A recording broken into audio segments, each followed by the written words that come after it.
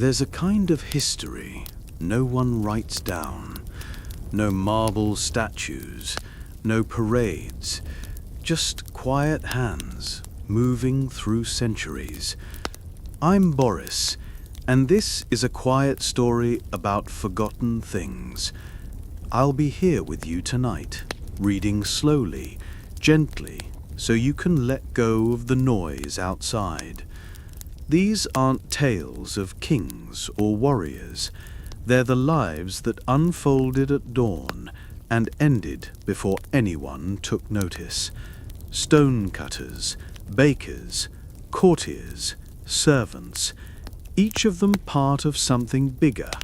Cathedrals, revolutions, rituals, but remembered by almost no one. And that's the point. You don't need to listen too closely. There's no quiz at the end. Just settle in, let your thoughts drift, and follow the rhythm of lives shaped by routine, repetition, and endurance. The corridors of history are long. Tonight, we walk them quietly.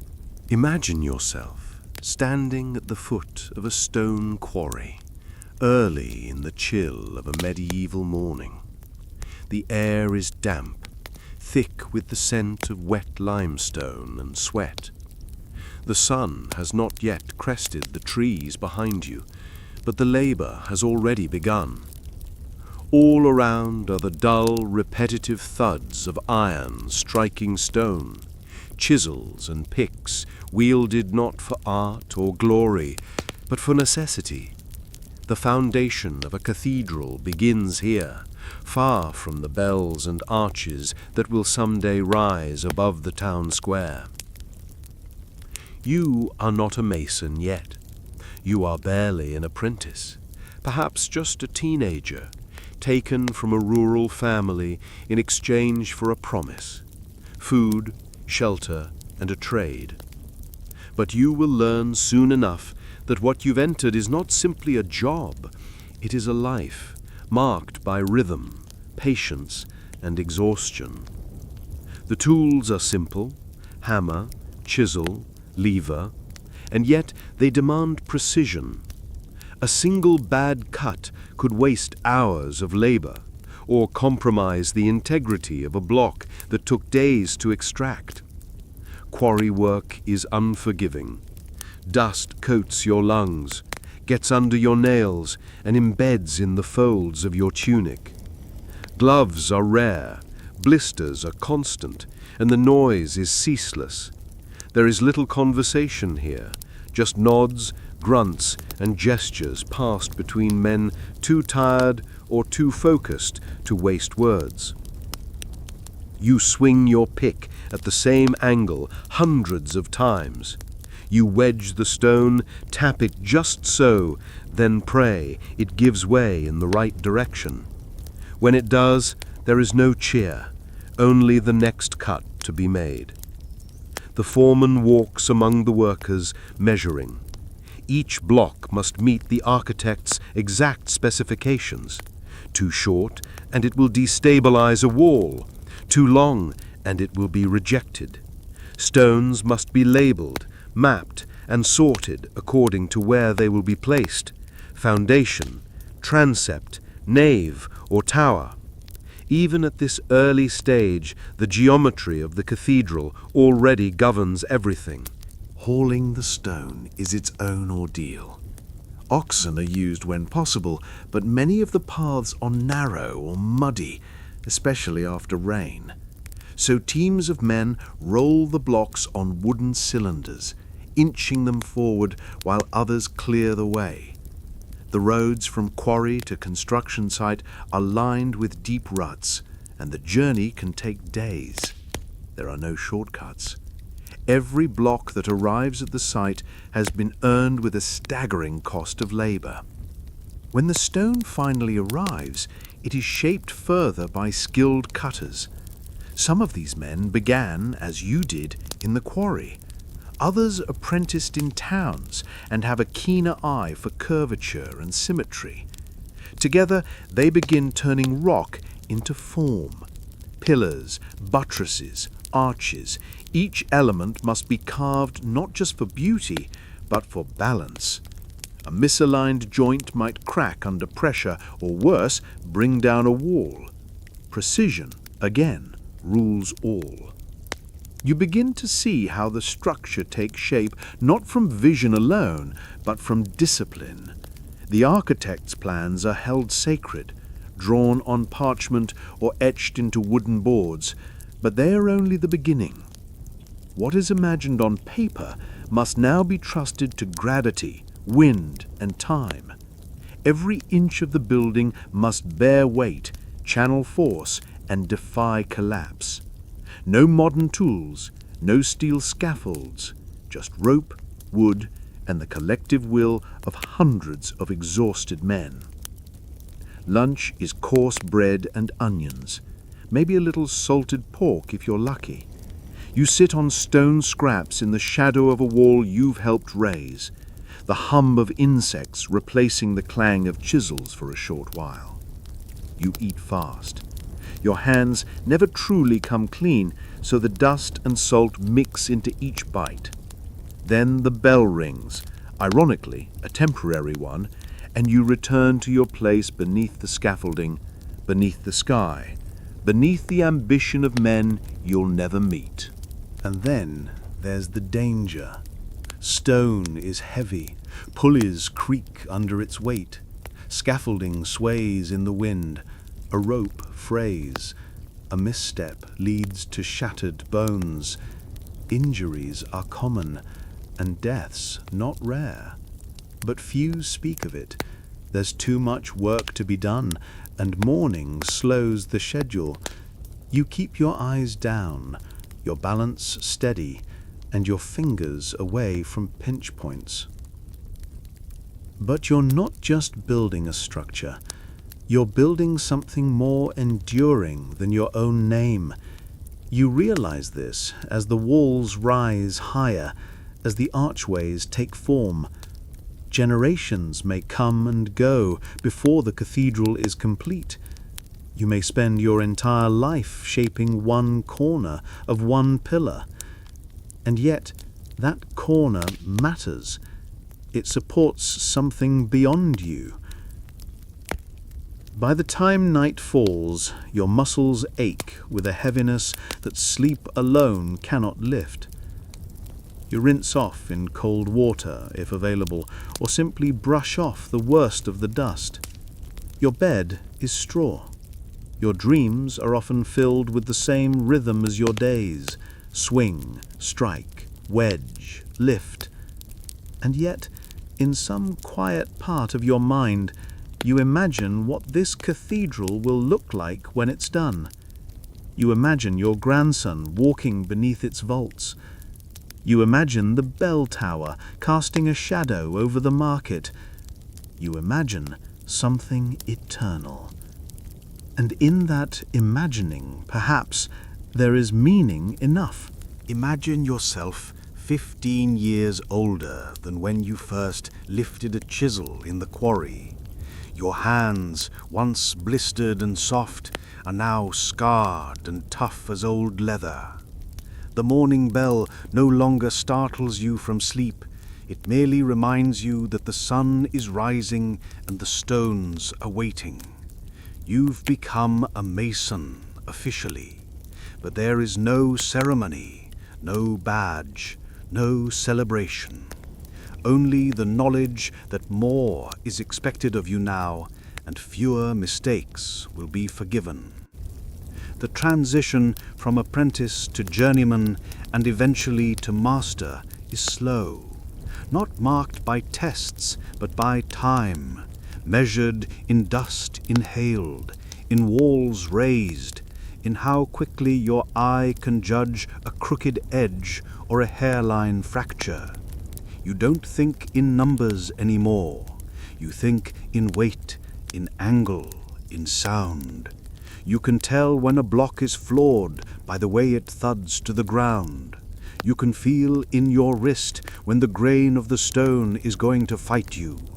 That kind of learning does not come from books. It comes from repetition and silence. The cathedral continues to rise, but still there is so much more to build. Foundations are deep, the nave is long, and the vaults are ambitious. The scaffolding stretches higher each year. Climbing it is no longer a fear, but a routine. You know which boards are loose, which ropes to trust, which colleagues to work beside, and which to avoid. You speak less than you used to, because words cannot do what hands must. New apprentices arrive, wide-eyed and sore. You see yourself in them, your younger self, full of clumsy energy and eager questions. But now you are the one offering correction with a glance, adjusting their angle with a quiet nudge. You teach them not because you are paid to, but because you must.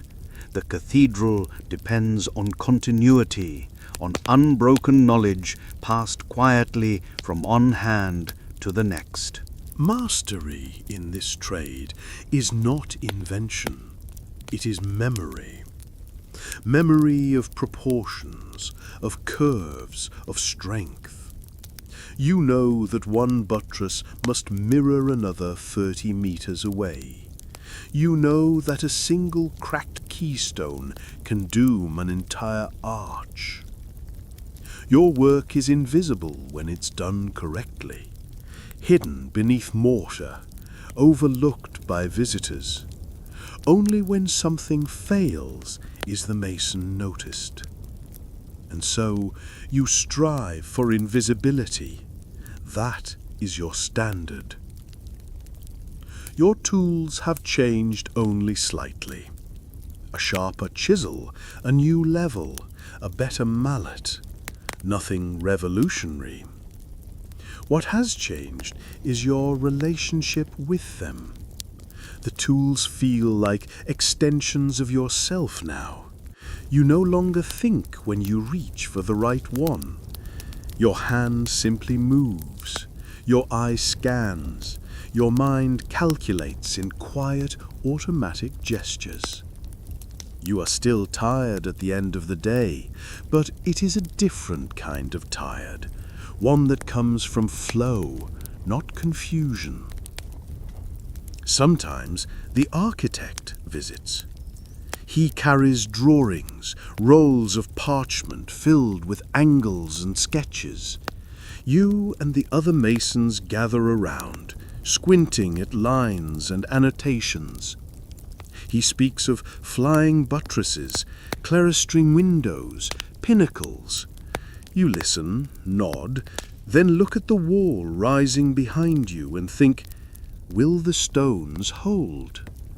You trust the architect, mostly, but you trust the stone more. The stone tells you what it will and won't do.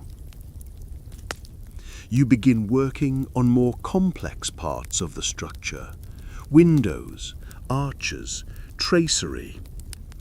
These require finesse. You learn to make templates from wood, to trace delicate patterns that must be carved into stone. The margins for error are razor thin. A single misplaced groove can throw off the symmetry of an entire window. You find yourself working in near silence, holding your breath as you shape curves that will let light pass through 100 feet above ground. Eventually, you are asked to oversee a team. Not officially, but everyone begins looking to you. You set the pace. You resolve disputes. You teach without talking. Leadership in this world does not come with titles, it comes with calluses and consistency. You take the responsibility seriously. If a younger mason fails, you blame yourself. If the wall stands, you share the credit.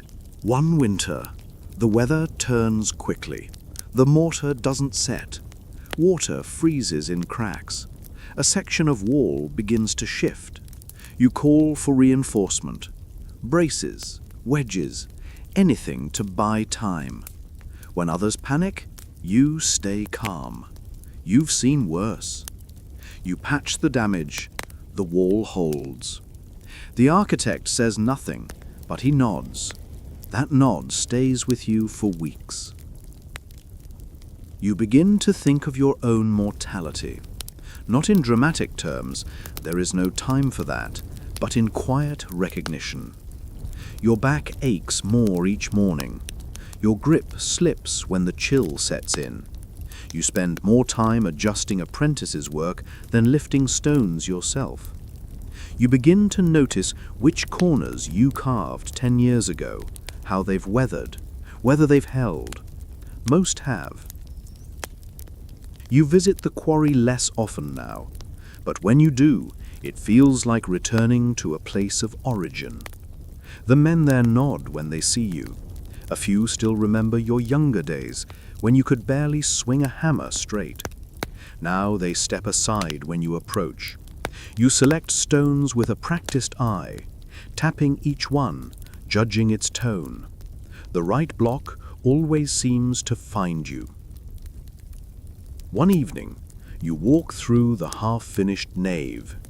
Sunlight filters through temporary canvas, illuminating the dust in golden shafts. The arches you helped shape rise above you like the ribs of a giant beast. You stop for a moment and listen. There is no sound, no chisels, no carts, no voices, just stillness.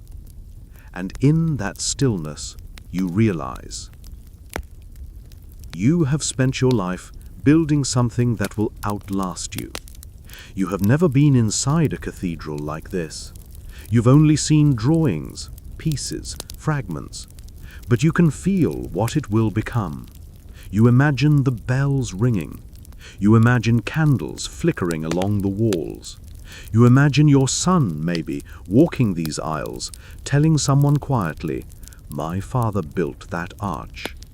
And then, silently, you step back into the light. Imagine yourself standing on a narrow wooden plank, nearly 30 meters above the cathedral floor. Below you, men the size of chess pieces move among piles of stone and buckets of lime. Above you, only sky and the skeletal frame of what will one day be a towering spire. The wind presses your tunic against your ribs and tries to steal your balance. But you don't flinch. You've walked these scaffolds 100 times before. The scaffolding itself is a marvel.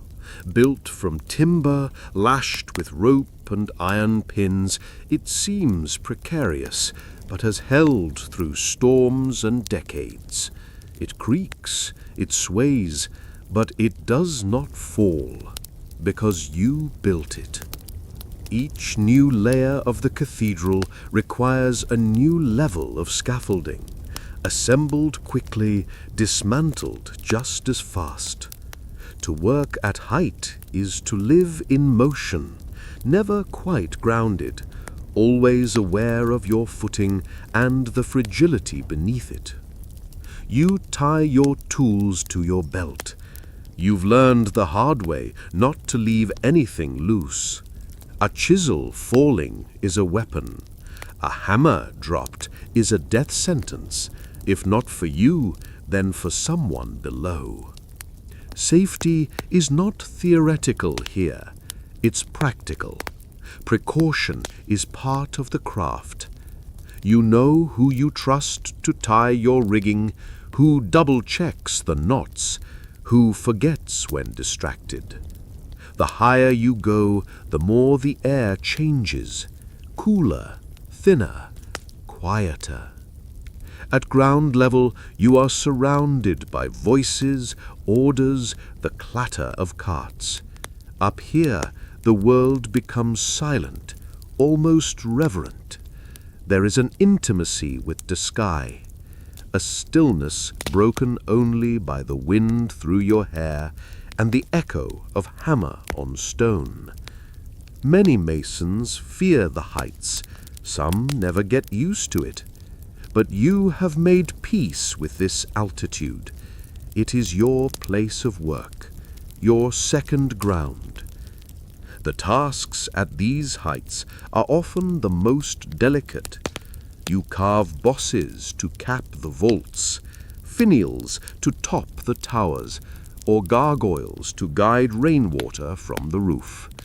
Each piece must be both beautiful and functional. No one will ever see the fine chisel marks from below, but you carve them anyway. Not for praise, but because the stone deserves it. The cathedral demands it. Sometimes you wonder how much faith is in this work. Not the faith of worship, but the faith of engineering.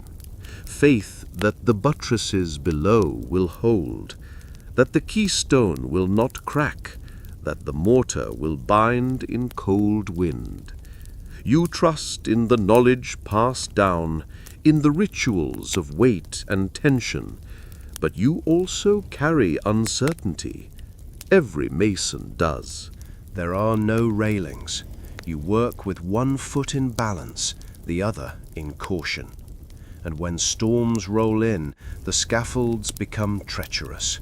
Rain slicks the planks. Gusts turn even the strongest into novices again. On such days, work pauses.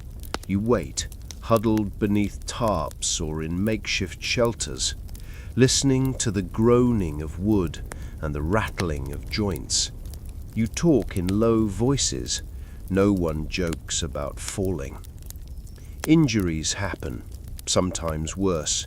A misstep, a rope frays, a platform gives.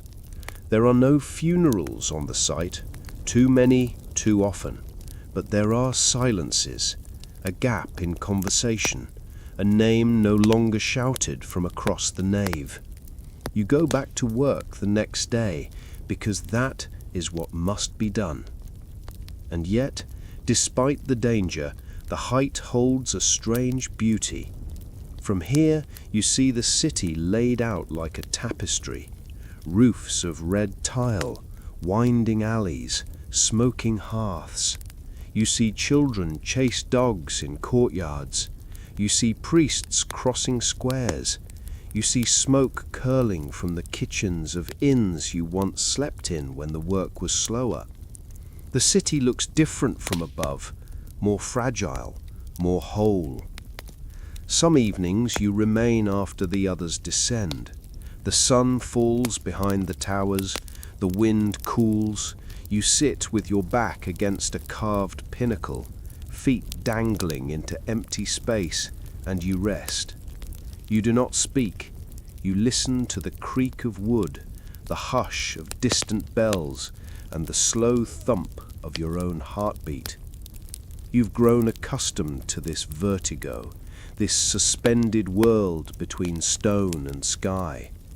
And in these moments you feel part of something, larger, older, more permanent. Not the church itself, but the act of building it. You are one link in a chain of craftsmen stretching across time.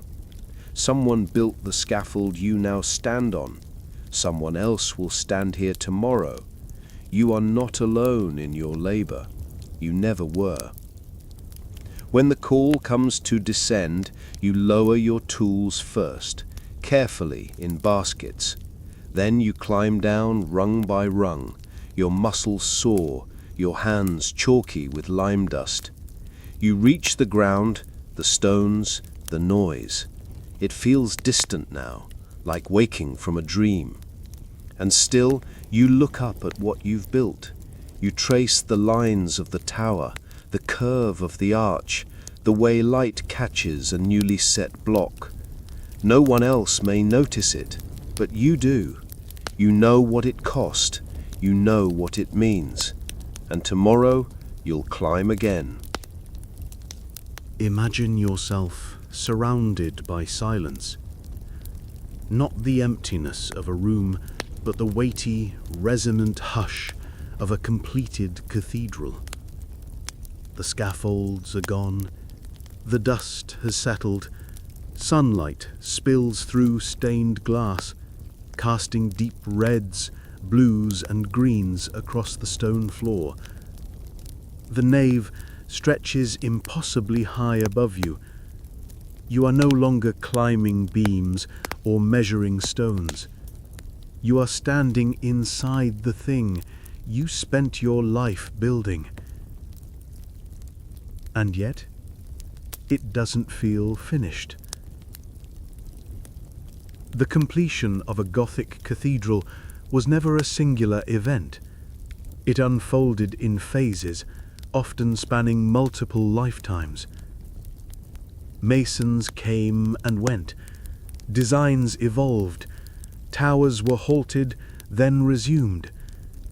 A finished cathedral was more often a pause than a conclusion, a point at which the work was deemed sufficient to serve its sacred purpose, even as plans remained on the parchment. For the mason, the final stone wasn't a victory lap. It was a quiet moment of reckoning. You remember setting it into place, perhaps a pinnacle atop a tower, perhaps a capstone in the vault above the altar. You remember the hush that fell as the hoist ropes were loosened. There was no applause, no celebration, just a soft breath and the knowledge that gravity had accepted your offering. The stone held. And with that, your work changed. Once a builder of structure, you became a restorer of detail. Maintenance was constant. Wind wore down the angels carved in cornices. Rain seeped into mortar joints. Frost pried apart seams. Your days shifted from hauling and chiseling to mending and preserving. You learned how to blend your repairs with the work of masons who had died before you were born, how to shape stone in another man's hand. Visitors began to come. Not just clergy, but townspeople, merchants, travellers. They looked upward in awe, tracing the lines of ribbed vaults and rose windows. Some asked questions, others simply stood in silence, necks craned. You watched them and wondered what they saw. Did they understand the labour behind these walls, the danger, the repetition, the craft? A few offered praise, fewer still asked your name. That anonymity was part of the trade. Cathedrals were built for the glory of God, not the vanity of men. Only a few names were etched into records, the master mason, perhaps, or the bishop who funded the effort. But the hundreds of hands that lifted, cut, measured, and placed the stones were rarely remembered. Their work was their signature. You didn't resent it, not really, because you could walk through the cathedral and know which curve of the apse you laid, which gargoyle's snarl came from your chisel, which keystone fits because your palm once pressed it into place. It wasn't recognition you sought, it was permanence. But permanence proved elusive. Years passed, styles changed, the city grew. Markets swelled around the cathedral square. New masons arrived, some eager, some careless. They patched where they didn't understand. They improved carvings you once loved. You found yourself correcting more than building. Eventually, even that faded. And then, one day, you stopped climbing altogether. Your hands, once so sure, had begun to tremble. Your knees didn't trust ladders. You trained others, watched them take your place on the scaffolds, heard your old warnings come from their mouths. You became part of the memory of the place. But even as age claimed your body, the cathedral remained. Its bells still rang across the rooftops. Its shadow still stretched long in the afternoon sun. Its great wooden doors still opened to echoing footsteps and whispered prayers. And when you passed through those doors, you still looked up, not with pride, but with understanding. Because you had carried those stones. You had split them, carved them, lifted them. You had walked the beams and braced the arches. You had shaped silence into form. And though no one passing by might speak your name, the building did. In every joint that held firm, in every line that drew the eye skyward, in the cool hush beneath the vaults where your sweat once fell into mortar.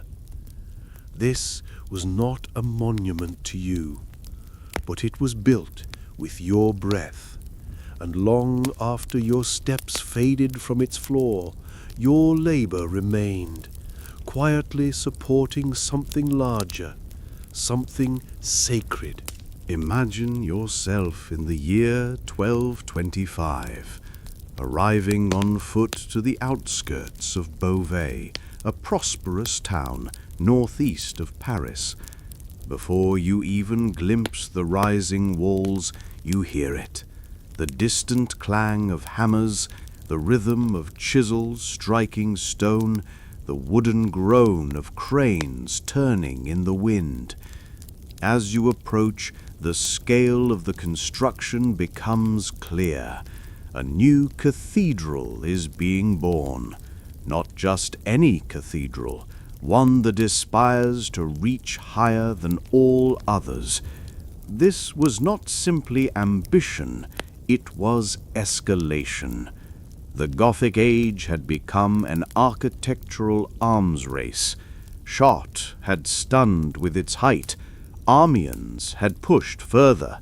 Now Beauvais aimed to surpass them all. Its bishop, Milo of Nanteuil, announced it would not just rival the great cathedrals of France, it would eclipse them. The planned vaults would soar to 48 meters, over 150 feet, an elevation no vault had ever reached, and few believed could stand. But belief wasn't optional. This was a project of spiritual gravity. The cathedral would serve not only as a house of worship, but as a monument to divine aspiration, a physical prayer in stone. And behind that prayer was politics. The bishop needed to assert the authority of Beauvais within the church, to cement its prominence with height and splendor. The taller the cathedral, the greater the glory. The greater the glory, the more secure the bishop's influence. The work began with the choir, a semicircular section behind the altar where clergy would chant prayers and hold mass. It was a logical starting point, both structurally and symbolically. By 1272, the vaulting of the choir was complete, and it was breathtaking. Columns stretched impossibly high, ribs intersected in perfect symmetry, and colored light fell through towering stained glass lancets like divine breath descending from above. But something else descended too. Doubt. From the moment the choir rose to full height, whispers began among the masons. The walls felt too thin. The buttresses, though immense, seemed strained. Some suspected the foundations had been rushed. Others blamed the weight of the vaults themselves. The ambitious elevation created lateral forces no one had yet mastered. But in an era driven by faith, to question height was to question holiness. So they pressed on. For nearly a century, construction continued in phases. Funds raised, work resumed, paused, and restarted. But cracks appeared. Literally. Tiny fissures traced along the joints between stones. Chunks of decorative carving fell unexpectedly. Buttresses groaned under stress. Engineers and clergy alike began to wonder whether the ceiling of heaven had been set a bit too high. In 1284, their fears were confirmed. Without warning, on a clear day, a portion of the choir collapsed. Vaults that had once inspired awe came crashing down in a storm of stone and dust. Workers fled. Bells rang in alarm. The noise echoed through the town like thunder, and the proud vision of Bishop Milo lay shattered across the choir floor. No one died that day, but something else did. Confidence. The collapse was more than a structural failure.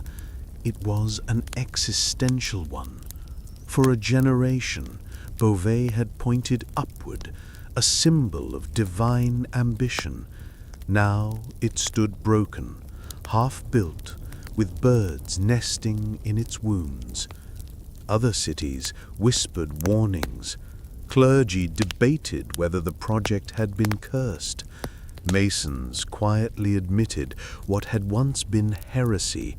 Maybe the walls were too thin. Maybe the vaults were too high. But the bishopric was not ready to give up. New plans emerged. Reinforcements were proposed. Columns thickened. Flying buttresses extended further. The project limped forward. The ambition remained, but the tone shifted. Awe was now tinged with caution. Every stone lifted carried the memory of collapse. Every scaffold rose with the shadow of doubt. Beauvais would never be completed. Its tower, its nave, its western facade, all were planned, but few were realized. What stands today is a fragment, a choir without a body, a skeletal promise. Beautiful, yes, but incomplete. Even so, it remains one of the tallest Gothic structures ever attempted. A monument not just to belief, but to the limits of belief, to the point where faith strains under the laws of physics. And as the centuries passed, the ruins were preserved not as failures, but as warnings. Engineers studied the cracks. Historians chronicled the ambition. Masons returned to safer proportions. The dream of outbuilding heaven had been tested, and the lesson recorded in stone. In that, Beauvais succeeded. Imagine yourself standing beside the scaffolded walls of Beauvais sometime in the late 13th century. The wind is sharp, dust swirls. Masons chip away at stone while foremen bark orders below. And yet, amid the noise and motion, there's one figure you almost miss, cloaked, quiet, and holding no tools. He moves with purpose, but speaks little. You would not know it to look at him, but this man is the master builder, the mind behind it all. In the world of Gothic cathedral construction, these architects, often called maîtres d'œuvre, held immense, almost mystical power. They were neither mere craftsmen nor fully autonomous artists. Their knowledge came from practice, not parchment, from intuition, not formal education. And yet their decisions determined the fate of entire cities. A miscalculation could bring down walls. A stroke of genius could earn favor from bishops and kings. But for all their impact, they were rarely remembered by name. Unlike painters, poets, or even theologians, master builders of the Gothic era lived largely in anonymity. Their creations soared above cities, but their names faded quickly into the background. Contracts from the period mention payment agreements and project scopes, but rarely preserve more than a first name. Robert the Builder, Jean of Amiens, Pierre of Sens. Still, these silent architects formed a kind of unofficial fraternity, not of camaraderie, but of rivalry. As each cathedral rose, the question shifted from whether it could be built to whether it could be built higher. Master builders studied each other's designs like chess players, noting structural innovations, counting vertical spans, measuring the spacing of buttresses and the daring of vaults. Chartres set a standard. Amiens responded. Reims took a risk. Beauvais sought to end the game altogether.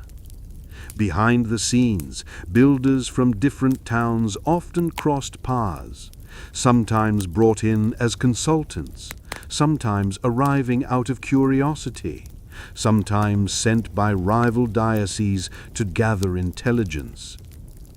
Imagine one of them standing quietly in a shadowed nave, pretending to admire a window while calculating angles and arch thicknesses in his mind. Their rivalries weren't only about pride, they were about survival. A master builder's career could be destroyed by a single crack in the wall. If a vault fell, the blame didn't rest on the tools or even the masons. It landed squarely on the architect. Some were imprisoned, others were dismissed and blacklisted. In rare cases, they simply vanished. For every celebrated name, there were dozens more who failed and were erased by history. The pressure led to guarded secrecy. Construction methods were shared only in fragments. Sketches were kept locked. Measurements were memorized rather than written. Innovations, like the precise angle of flying buttresses or the ratio of window to wall, were often treated as trade secrets. Master builders, despite working in public, operated in silence. Their greatest fear was imitation. Their second greatest, collapse. And yet they also formed a quiet lineage. Skills were passed from hand to hand, from master to apprentice. These weren't simple apprenticeships. They could last a decade or more. The young learned everything, not just how to shape stone, but how to read the land, how to listen for resonance in a vault, how to assess the soundness of mortar with a single tap. They studied the wind, the sun, the stress lines that grew invisible through time. Mathematics was felt more than calculated. Geometry wasn't abstract, it was tactile. Occasionally, this tradition produced a rare figure, someone whose skill was recognized beyond a single project. Villard de Honcourt is one such name. A 13th century itinerant architect, he left behind a famous sketchbook filled with diagrams, inventions, and architectural insights. It's one of the few surviving windows into the mind of a medieval builder. In its pages you find designs for towers, cranes, and even mechanical devices. He travelled across France, perhaps even beyond, offering his insights and absorbing others. Builders like Villard were the exception, not the rule. Most stayed rooted to one project for decades.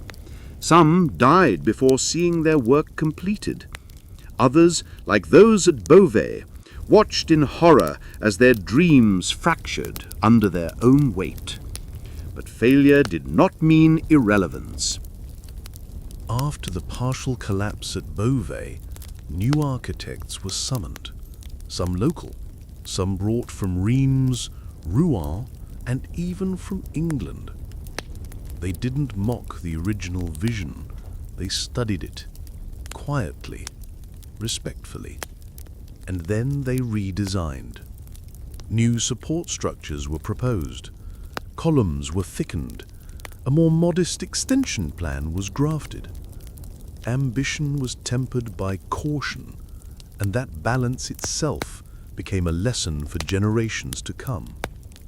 These builders, unknown, often unpaid in full, worked not for fame, but for form. Their joy was in the curve of an arch that bore its load perfectly, in the way light refracted through a rose window and danced silently on stone, in the invisible balance between mass and space. The cathedrals weren't built as monuments to their own ego, but they carried fingerprints nonetheless. The choice of a particular capital, the unexpected angle of a gallery, a hidden carving tucked where only birds might see. Even today, historians and architects debate certain design elements in Gothic cathedrals. Was this asymmetry intentional? Why was that vault line shifted slightly off-center? Why is this wall strangely bowed? Sometimes the answers lie in long-lost notes. Sometimes in catastrophe. But often, they're simply the result of a master builder solving a problem in real time, guided by instinct, pressure, and decades of accumulated, unspoken knowledge. And though they rarely earned praise in their lifetimes, they built structures that lasted longer than the names of kings and popes. Structures that still lift eyes upward, still silence voices, still hold secrets. So when we walk through Beauvais, or Reims, or Amiens, or Chartres, we are not simply witnessing stone. We are hearing a conversation between forgotten minds. Minds that whispered solutions into walls, that took risks, that rivaled each other in silence, and survived through the weight of their work. Imagine yourself standing within the half-finished nave of Beauvais Cathedral shortly after the collapse of 1284. The shattered vaults lie like broken wings. Dust still clings to the air. Workers murmur in hushed tones, some too afraid to speak above a whisper. It was not just stone that fell, it was faith, ambition, and the quiet certainty that divine inspiration would always triumph over gravity. The collapse of the choir vaults at Beauvais was not the first disaster in cathedral construction, but it struck with unique symbolism. This was meant to be the tallest Gothic structure in the world, a declaration of unmatched devotion and architectural superiority. Instead, it became a warning. The very height that was meant to bring glory to God had instead brought stone crashing down upon his altar. The immediate response was silence. Work stopped. Tools were set down. No one moved. Rumors spread faster than the dust settled that it was divine punishment, that the masons had offended a saint, that too much pride had risen with the vaults and come down with them. In a deeply religious world, such events were not seen as mere structural failure. They were interpreted as spiritual messages. City leaders met behind closed doors. The bishop who had championed the project now faced not just public embarrassment, but a theological crisis. Could the Church justify spending more resources on a cathedral that had visibly defied the limits of reason and faith? Yet even amid the despair, there were those who got to work, not to rebuild, but to understand. Surviving builders and clerics examined the damage. They measured fault lines, traced the direction of the collapse, and noted which stones had shifted and which remained intact. These early assessments, though crude by modern standards, were the beginning of a new architectural humility. In the months that followed, construction resumed, but with changes. The ambitious transept, planned to rival the height of the choir, was postponed. Flying buttresses were reinforced. Some walls were thickened. The original plan, with its soaring proportions, was quietly scaled back. The aim was no longer to touch heaven, it was to stand without falling. Beauvais thus became something rare, a partially completed cathedral frozen in a moment of historical pause. It was never finished in the way its designers intended. Even centuries later, attempts to add to it were met with hesitation. One tower was eventually added in the 16th century, only to collapse shortly after.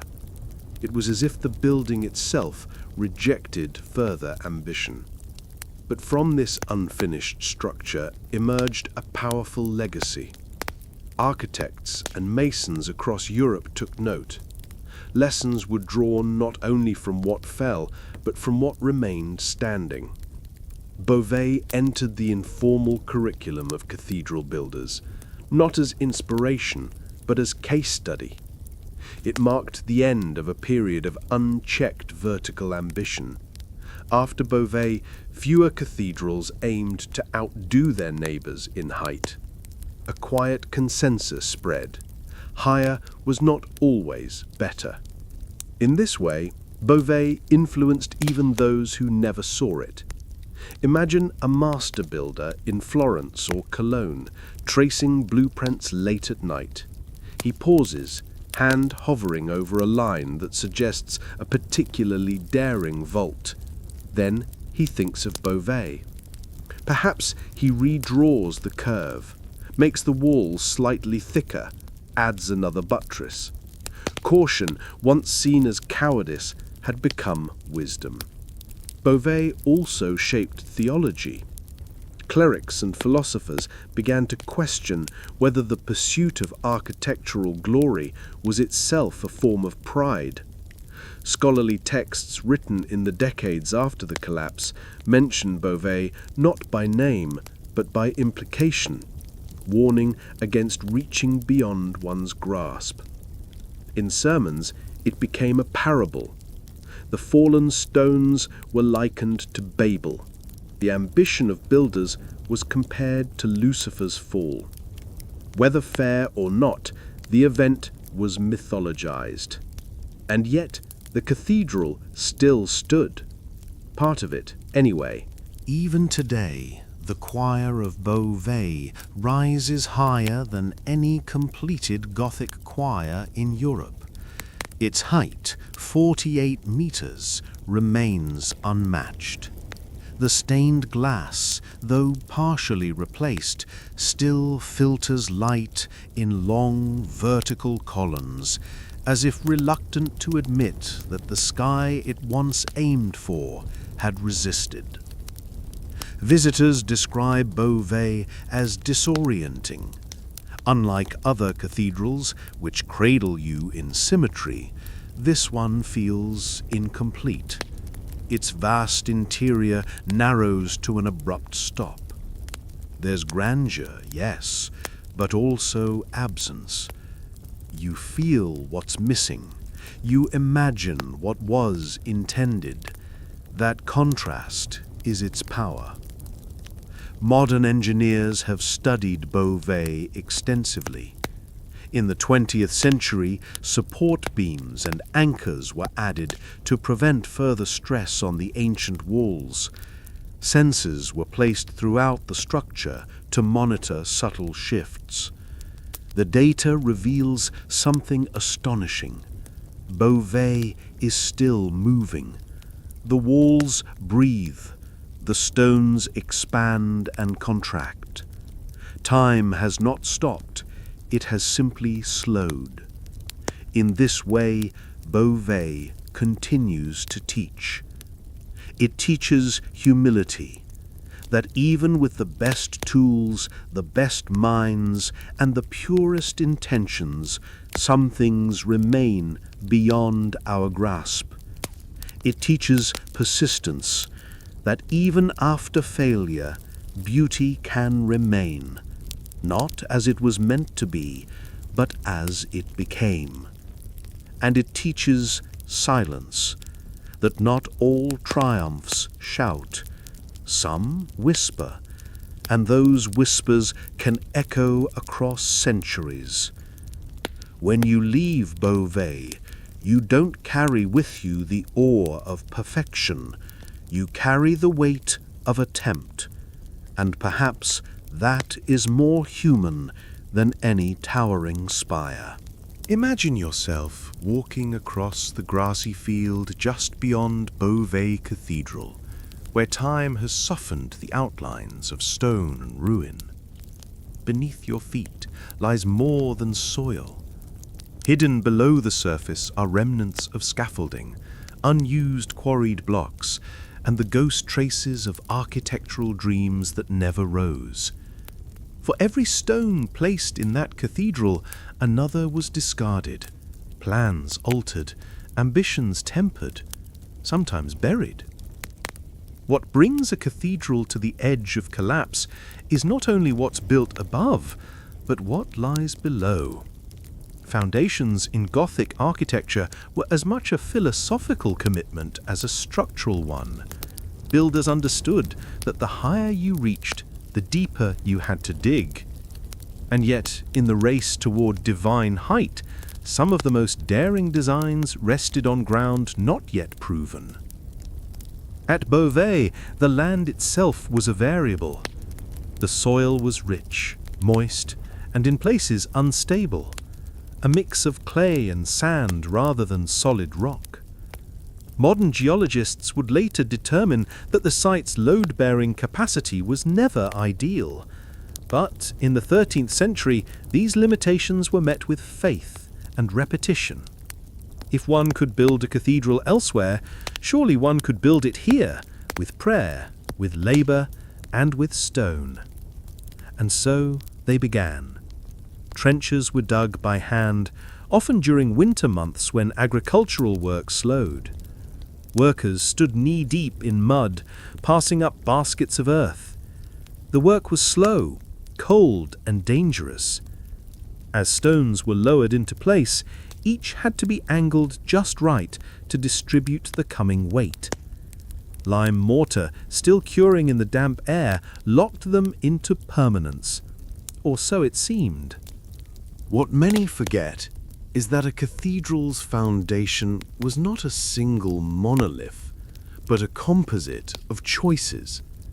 Some sections used riverbed stone, others quarried limestone. Older foundations were occasionally built upon, reused, or expanded, introducing variability.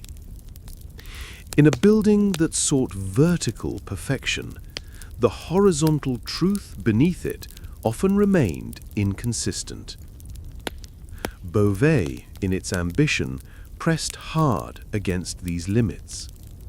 It demanded more from its base than previous cathedrals. When the vaults were raised to unprecedented heights, the ground was asked to carry not just weight, but will. And eventually, it shifted. The signs of strain were subtle at first: hairline cracks in supporting walls, strange acoustic echoes, bits of stone dust gathering in quiet corners. But those who noticed were not always believed. To suggest that God's house was unstable was, in a way, to doubt God's support of the project. Pride overruled caution. The work continued. When the collapse finally came, it began not with spectacle, but with silence. A sudden give, a low groan, a chain reaction in stress lines previously invisible. Vaults folded inward, arches fell with eerie precision. No human lives were lost, but a great illusion was shattered, that architecture, when infused with enough devotion, could defy the earth itself. In the centuries that followed, scholars returned again and again to this idea of foundation, literal and metaphorical. Was it hubris to build so high, so quickly, without deeper anchoring? Or was it simply the necessary risk of all great endeavors? Philosophers and preachers interpreted the collapse in moral terms. Pride was the most common explanation. Pride of the bishop who commissioned it, pride of the masons who refused compromise, pride of the city that sought to outshine all others. The lesson seemed clear. Without humility at the base, greatness cannot stand. But there's more to the story. The builders of Beauvais were not blind. They knew the risks. Some even warned of them. And yet they proceeded, not out of arrogance, but because they believed in the transformative power of stone. They believed that generations who came after would find a way to finish what they had started, that future knowledge would do what current tools could not. It was faith, not only in God, but in time itself. And in a way, they were right. Modern structural engineers now monitor Beauvais with precision instruments. Stainless steel rods reinforce old arches. Sensors track micro-movements. What once stood on prayer alone now leans on centuries of accumulated knowledge. The foundation, though flawed, has held, because generations refused to abandon it. If you sit within the cathedral today, you can feel this tension, the soaring vaults above, the uneasy ground below. You sense that you are within a paradox, a place both enduring and fragile, a structure built to honor the eternal, yet always on the brink of change. And perhaps that is what gives Beauvais its strange beauty. Not perfection, but persistence. Not triumph, but tenacity. We often celebrate what stands tall, but sometimes what does not fall is the greater miracle. Imagine yourself inside the shadowed interior of a Gothic cathedral, the air cool and thick with the scent of incense and old stone. Your eyes gradually adjust to the light as soft beams from stained glass windows spill colored patterns across the floor. At first, the space overwhelms you. Towering ceilings, vast columns, an overwhelming hush. But then you begin to see the details. Look closer. Every pillar bears carvings, vines twisting upward, creatures peeking from behind leaves, angels with half smiles. Every capital, arch, and frieze has been touched by a human hand. These weren't simply decorations, they were messages placed with intent by sculptors who labored not for recognition but for meaning. The Gothic cathedral was a book in stone for a largely illiterate population. Each carving held a story, but it wasn't just biblical scenes. Mixed into the sacred iconography were strange faces, hybrid animals, and enigmatic gestures. Sculptures wove layers of symbolism into every surface, knowing full well that only a few would ever decode their full intent. The divine in this vision was inseparable from mystery. The sculptors themselves were craftsmen, but also philosophers in their own right. Many belonged to the same guilds as masons and shared workshops at the cathedral's site. They lived among dust and sketches, often carving by candlelight late into the night. Their tools were few, mallet, chisel, and file, but their knowledge vast. They needed to understand not just anatomy and proportion, but theology, folklore, and sacred geometry. Sacred geometry played a crucial role in Gothic design. Circles, triangles, and other shapes weren't chosen randomly. A rose window's petals might align perfectly with the golden ratio. The placement of a sculpture, be it on a doorway's tympanum or a column's base, often reflected deeper cosmological beliefs. The divine was understood through symmetry and form, and every line was meant to reflect a higher order. Some motifs were ubiquitous. The Last Judgment above the main doors, apostles along the nave, martyrs on the choir screen. But between these, the sculptors inserted more personal flourishes. Grotesques, those odd, grimacing faces that leer from rooftops, served both practical and symbolic functions. Some acted as waterspouts, others as protectors, meant to ward off evil. Their exaggerated features may have reflected the fears of the age: illness, heresy, war, turned into stone masks of mockery or defiance. Not all figures were human or divine. Along cornices and under benches, sculptors hid rabbits, monkeys, snails, and birds. These were not whimsical additions. Many animals held symbolic weight in medieval thought. The pelican, said to wound itself to feed its young, represented Christ's sacrifice. The lion signified both strength and vigilance. Even the humble snail, often shown in combat with knights in manuscript marginalia, carried allegorical meaning, perhaps a symbol of futility or quiet resistance. Then there were the green men, faces sprouting leaves and vines, half human, half nature. They appeared again and again, especially in England and France, tucked into chapels or vaults. No official church doctrine explained them.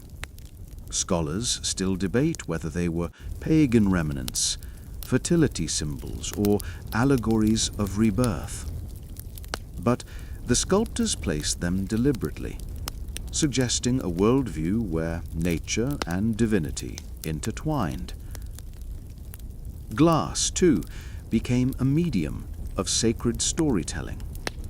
The stained glass artisans, glaziers, worked in coordination with the stone sculptors. The rose windows, Lancets and clerestory panes told stories in colour and light. These weren't merely illustrations, they were immersive experiences.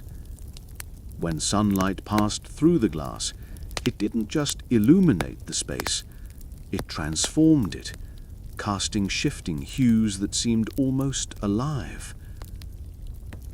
To create these windows, glaziers used a complex process. Coloured glass was made by adding metallic oxides during the molten stage. Copper for green, cobalt for blue, gold for red.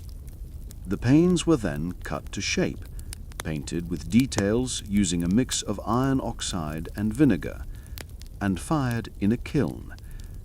Lead strips bound the pieces together, forming intricate patterns that could stretch stories across an entire transept. Like the sculptors, glaziers inserted meaning into every detail.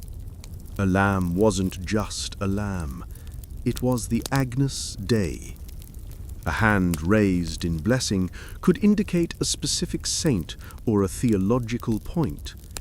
Colours carried weight: red for martyrdom, blue for purity, gold for the divine. The placement of each window mattered too.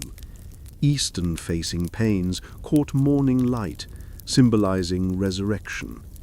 Western windows, seen at sunset, often depicted final judgment or death. And yet, for all this complexity, most artisans remained anonymous. Very few signed their work. Inscriptions are rare, and when present, are often modest. Pray for the soul of Pierre, who made this glass. Fame was not their goal. Their reward was in the execution, the discipline, the offering of their skill to something larger than themselves. The rhythm of their days was steady. Tools sharpened, sketches refined, stone or glass shaped slowly by hand. Mistakes were costly, not just in material, but in status. A poorly carved figure might be corrected or even destroyed. But when done well, their work became part of the living building, a silent companion to prayers and footsteps for centuries. Visitors to the cathedral often missed the finer details. They saw grandeur, height, and light. But the artisans saw the hidden elements. The story carved into the side of a column, the fox in a monk's robe peeking from the choir stall, the face of a loved one immortalized in a saint's expression. Each detail was a form of devotion. To walk through a Gothic cathedral, then, is to walk through a coded world. The surface dazzles, but the meaning lies beneath, in the patient cuts of a chisel, the opaque symbolism of an animal form, the geometry woven into every arch. These were not accidents. They were the deliberate choices of men who saw their craft not merely as labour, but as liturgy. And though their names may be lost, their work remains, not as decoration, but as message, silent, enduring, and waiting to be seen. Imagine yourself stepping into a cathedral not at midday, but just after sunrise. The light is faint, yet growing, and it moves slowly across the walls. Then suddenly, colour. Reds and blues, golds and violets, all spill across the stone floor like liquid. But this is no ordinary sunlight. This is light filtered through story, through centuries, through the hands of men who shaped colour into meaning. Stained glass in Gothic cathedrals was never merely decorative, it was a language. legible only to those willing to sit, to wait, and to look. The windows were sermons, and those who crafted them, the glaziers, were silent preachers in their own right. The process began not with art, but with fire. Glassmakers produced sheets of coloured glass by fusing sand, ash, and metal oxides at extreme temperatures. Copper oxide gave deep green, cobalt blue, gold created rich reds. The result was not smooth, but uneven, thick in places, wavy in others. It caught light like water does, imperfectly, beautifully, unpredictably. Artisans would cut these sheets into precise shapes using red-hot iron or diamond points.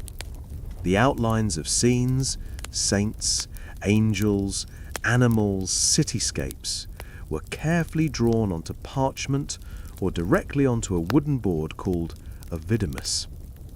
Each piece was matched to the cartoon like a puzzle. Smaller elements, eyes, folds of robes, flower petals, were painted with a mixture of ground glass, iron filings, and vinegar. The glass was then fired again to fuse the paint permanently. Lead came next. Thin lead cames wrapped each piece of glass, holding the shapes in place while allowing some movement and flexibility. These were soldered at joints, creating strong, interconnected panels that could span meters in height. The whole panel was set into an iron frame and secured into the cathedral's stone skeleton. And when the light hit it, something happened. The interior became animated. Faces seemed to shift as the sun moved. Blue robes darkened, halos flickered. It wasn't just illumination, it was transformation. These windows told the great stories of the faith: creation, the passion, the lives of saints, but also local events: a fire that spared the cathedral, a bishop's miraculous recovery. Even portraits of patrons, merchants, nobility, guild members were worked into the margins. Their presence reminded viewers of two things: gratitude and hierarchy. Yet most astonishing was the precision of the storytelling. In a single lancet window, you might see a dozen scenes, arranged vertically like a scroll. A viewer standing below would learn, story by story, the path of a soul from sin to redemption. A demon whispering in a man's ear, a saint stepping in to guide him, the scales of judgment, the gates of paradise. But interpretation was rarely obvious. The windows demanded stillness. You couldn't read them quickly, and that was part of the point. They were designed to slow you down, to move you into a different kind of time, sacred time, where minutes didn't matter, but meaning did. This was especially true of rose windows, the great circular masterpieces, often facing west. These were not narrative so much as cosmic. A central image, Christ in majesty, the Virgin Mary, or a symbolic lamb, was surrounded by radiating petals of apostles, prophets, virtues, or zodiac signs. Some rose windows reached 30 feet in diameter, their colored light shifting subtly with the hour. You did not read a rose window, you felt it. The placement of windows, too, followed a logic. Eastern windows caught the sunrise, resurrection. Southern windows glowed bright and warm, divine presence. Western windows were seen at sunset, a reminder of death, of endings. Northern windows stayed dim, filled with cooler tones, penance, contemplation. Even colour had its grammar. Red was blood, passion, martyrdom. Blue meant heaven, purity, or the Virgin Mary. Green was rebirth. Gold represented the divine. White suggested truth.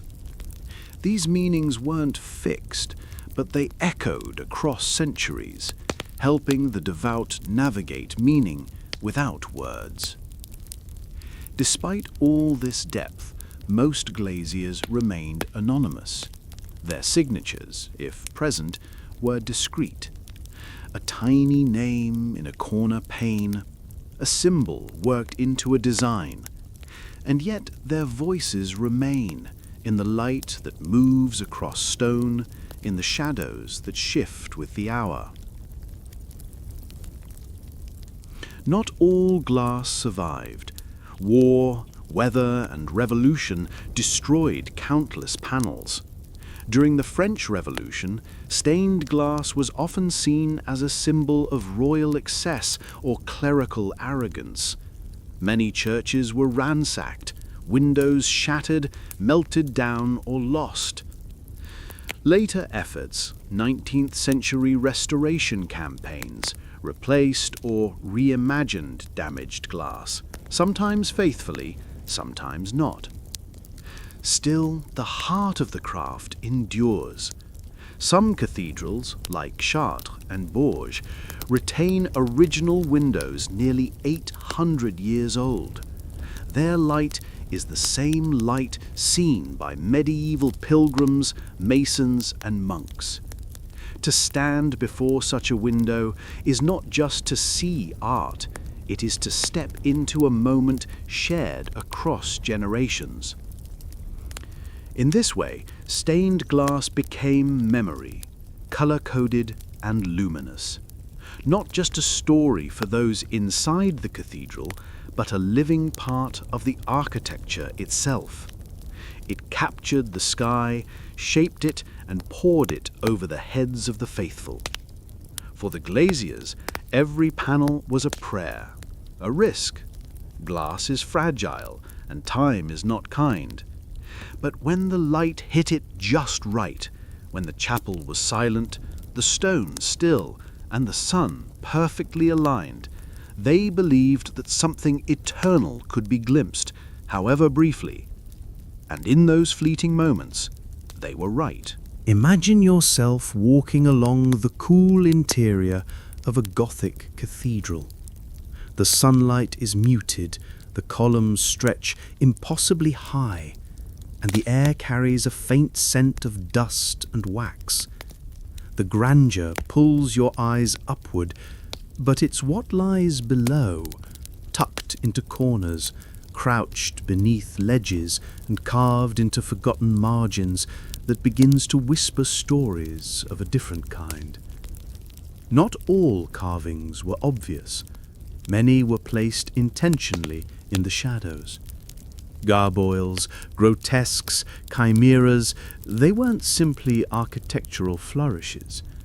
They were messages, warnings, jokes, even prayers, and to understand them was to unlock a second, quieter layer of meaning running just beneath the cathedral's polished surface. The grotesques, figures hunched and twisted into animalistic or demonic shapes, served multiple functions.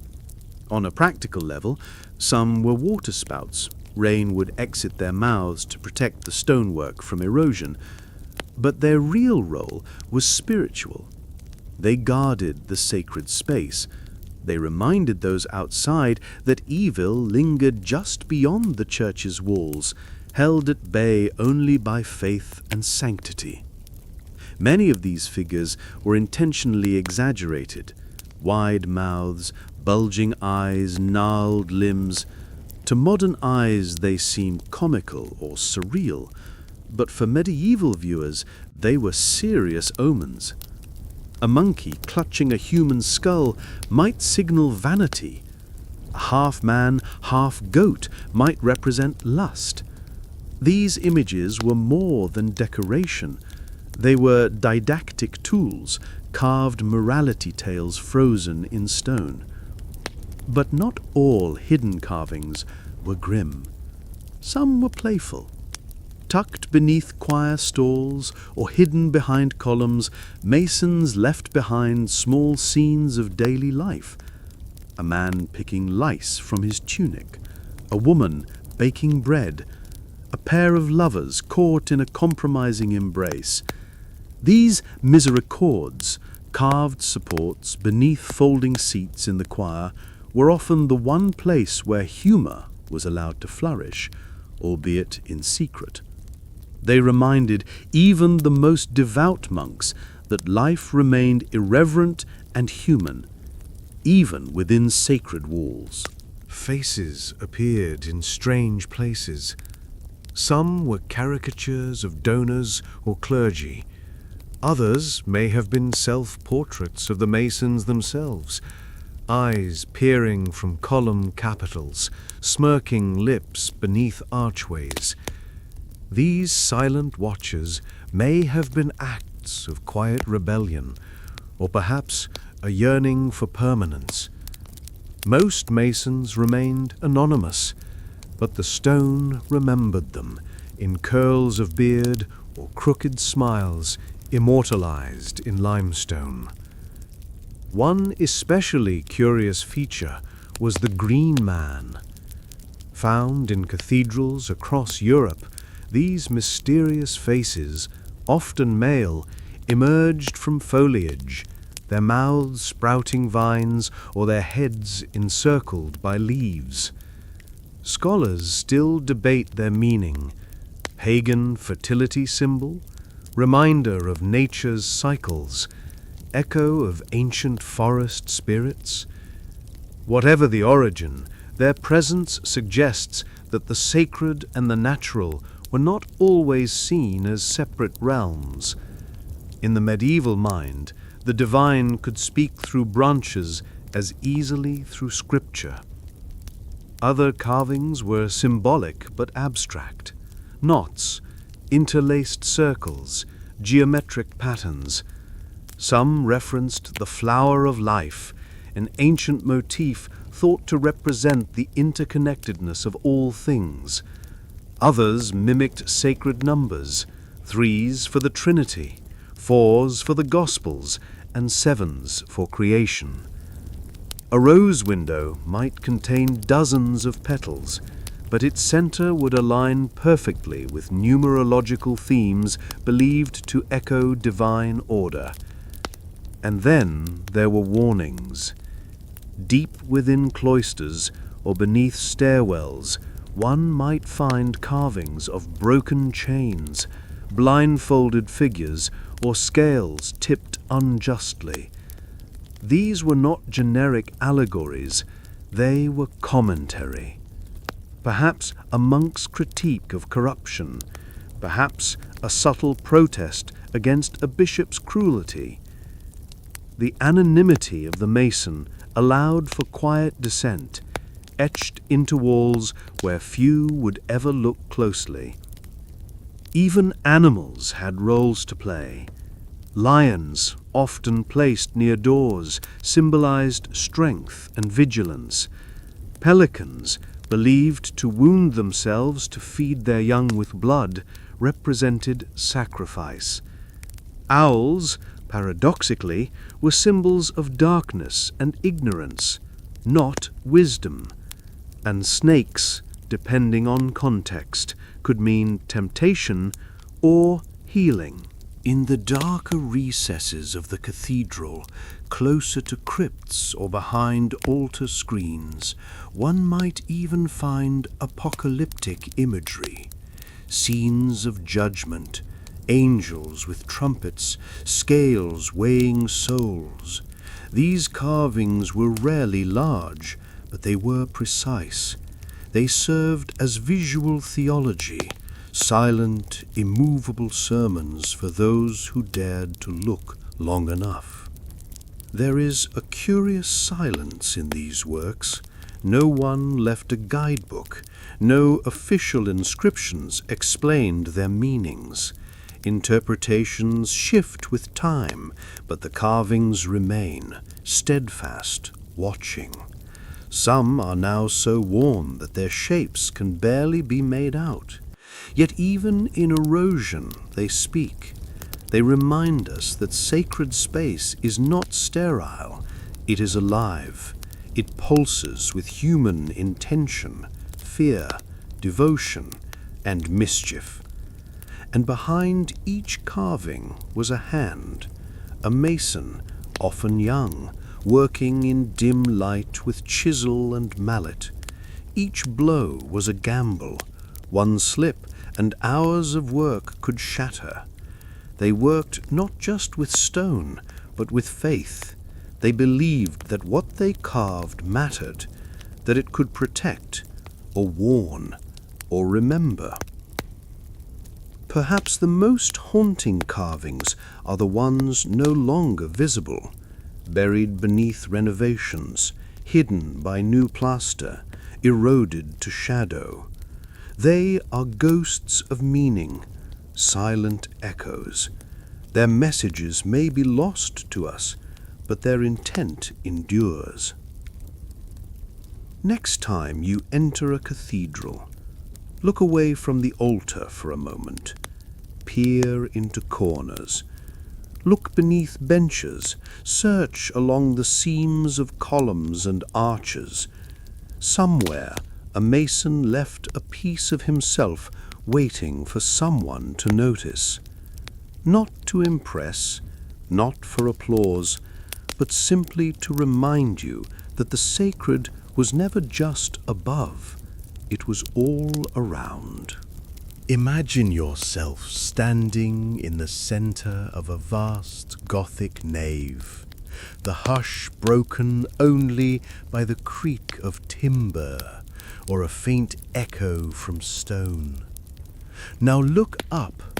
Before you, light spills through tall windows, blues like deep sea, reds like wine, golds like fields at harvest. You are not merely watching sunlight, you are watching a sermon written in color.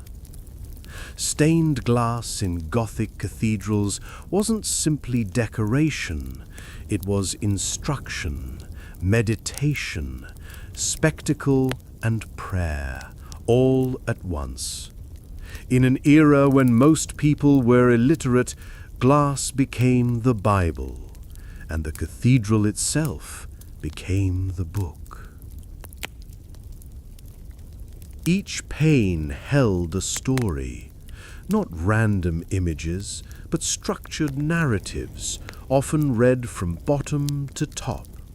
A visitor might begin at eye level with familiar scenes, Christ's birth, for example, and slowly move upward through his life, death, resurrection, and ascension. It wasn't uncommon for these stories to be organized into registers, like comic strips, framed in lead. Figures spoke through gestures, miracles unfolded silently. The choice of scenes wasn't accidental. Certain windows were designed for certain feast days, others aligned with specific altars, saints, or relics housed nearby. A window near the relics of Saint Denis, for instance, would depict his martyrdom. One near a bishop's seat might highlight Old Testament judges or patriarchs. Every image was a choice of message, of memory, of control. The color palette, too, was deliberate. Gothic glassmakers understood the emotional and symbolic weight of color. Deep blue, often made using cobalt, evoked the Virgin Mary, serenity, and divinity. Red, produced from copper or gold chloride, symbolized sacrifice authority, or the Holy Spirit. Greens, yellows, and purples followed similar codes, often dependent on region and time period. But beyond symbolism, the colours served a spatial function. In the morning, east-facing windows would glow softly, diffused and gentle. By afternoon, western windows would blaze with intensity, sometimes becoming nearly blinding as the sun dropped lower. This created a temporal map. Time became visible through light. Glassmakers themselves were specialists, separate from masons. Their workshops operated independently, often near riverbanks where wood, water, and minerals were abundant. Sand was the primary ingredient, melted at extreme temperatures and colored with metallic oxides. Then came the difficult part, shaping. Each colored pane was blown into a large cylinder, split, then flattened. Once cooled, it was cut into shapes using hot irons or diamond-tipped tools. These shapes were fit together like puzzles using thin strips of lead soldered at joints. The final image wasn't painted, but built, an assembly of translucent puzzle pieces, carefully arranged to tell sacred tales. Yet details could still be added. Artists painted facial expressions, folds of robes, halos, and background details, using a special black or brown pigment made from ground glass and iron filings. This paint was then fired, fusing it to the colored glass. The effect was subtle rather than bold strokes, but enough to guide the viewer's eye. It's tempting to think these windows were always pristine, but Gothic glass darkened with soot, rain left streaks, cold caused lead to warp. Some windows cracked in place, others shattered in storms or riots. Still the windows endured. Many cathedrals underwent painstaking efforts to replace, repair, or reinterpret them across centuries.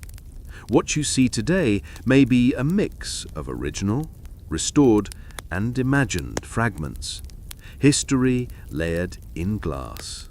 Some stories in stained glass weren't biblical. Patron families who funded a window might insert themselves into the design, kneeling beneath a saint, for example, or offering a model of the cathedral to God. Others slipped in hints of their trade, a weaver's loom, a merchant's scales, a mason's chisel. These images grounded the divine in the earthly. Heaven, after all, was populated not just by angels, but by the faithful who built it. And just as masons carved jokes into misericords, glassmakers found room for whimsy too. A monkey stealing a loaf, a man with his head in a beehive. These images didn't distract, they delighted. They reminded viewers that joy, too, had a place in sacred space. But perhaps the most striking feature of stained glass was its movement. Not literal motion, but perceptual. As the sun moved, scenes came alive. Faces lit, then faded. Flames flickered. Swords glinted. What was still became animated through changing light. In a world without screens or film, this was visual awe, a medieval cinematic experience. It's easy to forget that for many worshippers, this was their only exposure to art. No books, no galleries, just the luminous glow of glass telling stories older than memory. They stood in silence, necks craned, eyes wide. And through that silence, they learned, they grieved, they believed. Modern restorers still uncover forgotten panels, hidden in chapels, misidentified in archives, or scattered during war. When reassembled, they rarely shine as they once did. Modern light, filtered through pollution and newer glass, feels dimmer. But close your eyes, picture the original glow, and you can almost hear the silent chorus of stone and color working together. In the end, stained glass did what the cathedral itself tried to do: lift the mind upward, not with force, but with light.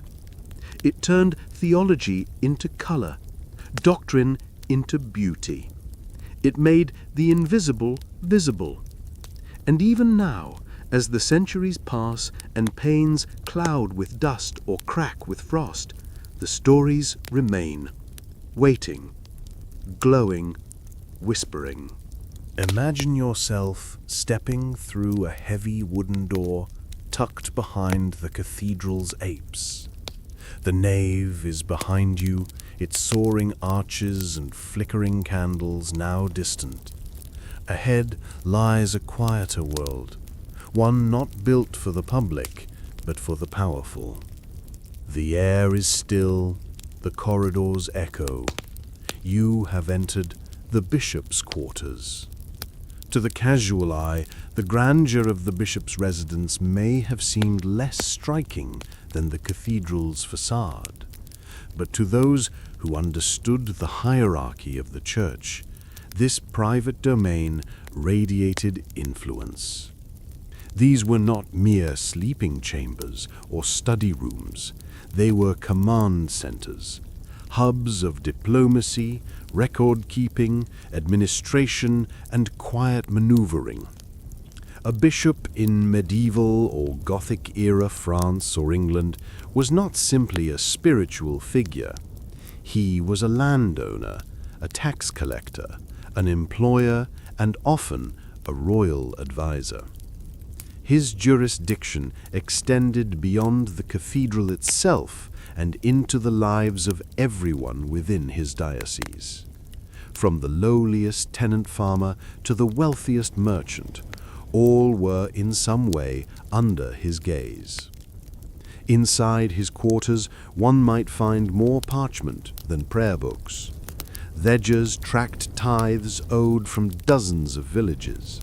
Records detailed disputes over land boundaries. Letters from other bishops, nobles, and even kings arrived weekly, some requesting favors, others issuing veiled commands. The bishop was not above politics. He was politics. The rooms were modestly furnished, but intentionally so. A writing desk, a chair, a simple bed draped in fine but not ostentatious cloth. Richness was present, but quiet. Fine wood panels instead of gold leaf. Tapestries woven with biblical stories rather than noble crests. The bishop, after all, needed to project humility, but not poverty. Attendants moved silently through these halls. Scribes copied edicts, priests rehearsed homilies, servants prepared meals.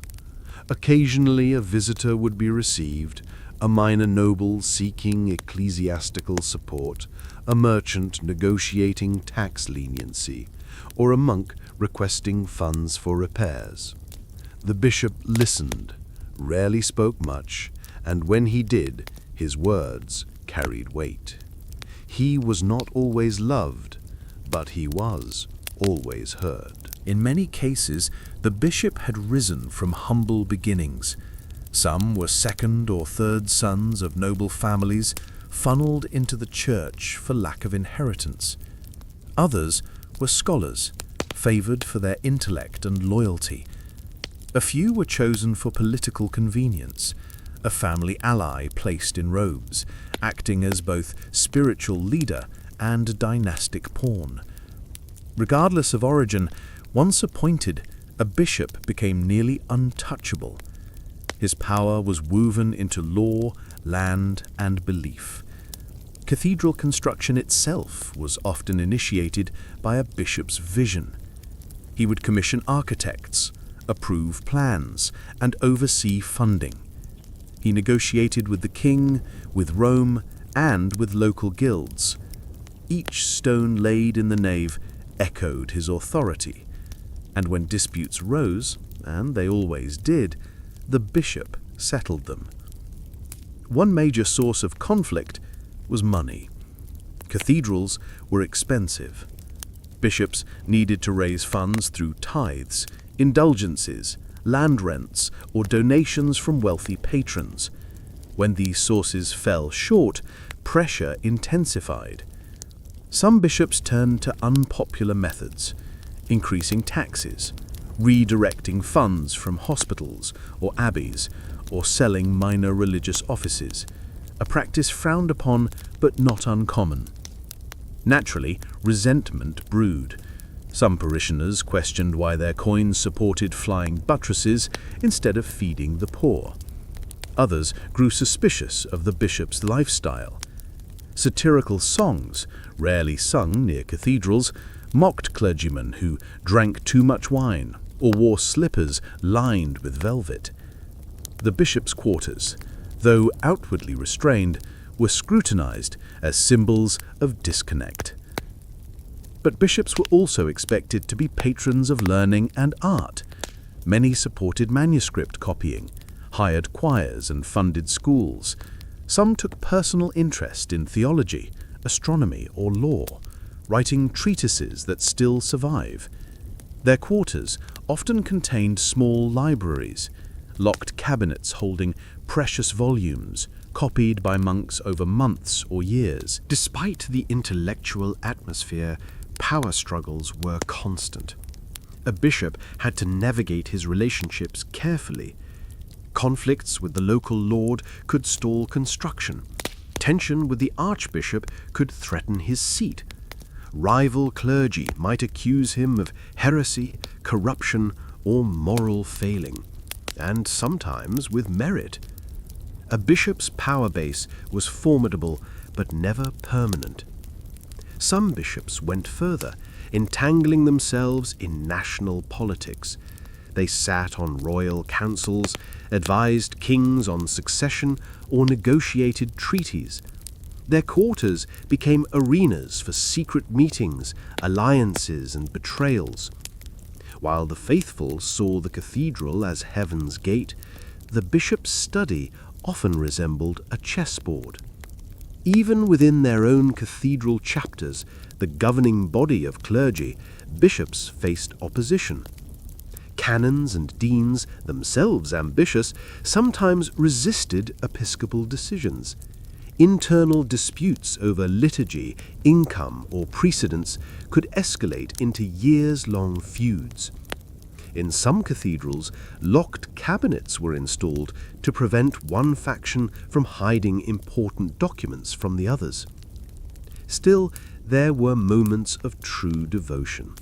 Some bishops lived simply, gave generously, and avoided intrigue. They walked their gardens in quiet thought, wrote sermons by candlelight, and visited the poor without fanfare. Others, when their deaths approached, refused burial within grand tombs, preferring to rest near the feet of the altar, close to the faithful they had once served. In architectural terms, the bishop's quarters were often hidden from view, located behind or beside the cathedral, accessible by private corridors. Some included gardens or small chapels. A few had defensive features, thick doors, narrow windows, not only against physical threats, but against prying eyes. By the end of the Gothic period, the bishop's quarters had become almost symbolic, a representation of the church's dual role as spiritual guide and temporal authority.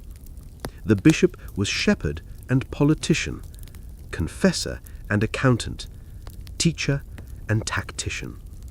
And yet, behind closed doors, away from the altar and away from the throne, he was simply one more figure in a long line of men tasked with carrying a heavy balance between heaven and earth, God and king, silence and strategy. Imagine yourself seated not in a pew, but at a long wooden table beneath the vaulted ceiling, candlelight flickering across parchment and ink pots. This is no place of worship. This is a council chamber.